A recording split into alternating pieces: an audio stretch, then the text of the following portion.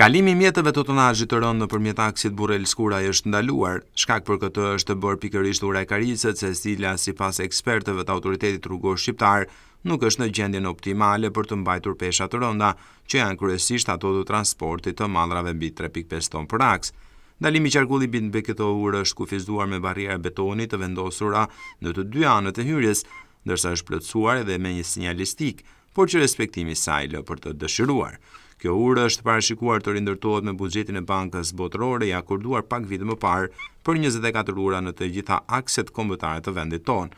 Ndërtimi i këtyre urave ende nuk ka nisur, ndërsa projekti parashikon që shumë prej tyre të përfundojnë në vitin 2027.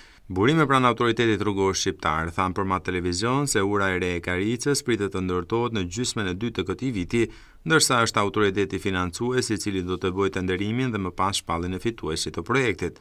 Sipas ARSH-s, deri në ndërtimin e urës së re, ura e Karicës do të vijojë të jetë bllokuar për kalimin e mjeteve të tonazhit të rënd, pasi nuk ka sigurinë e mjaftueshme për të kaluar automjete të ngarkuara me mineral kromi apo materiale të tjera që kalojnë kapacitetin mbajtës të urës.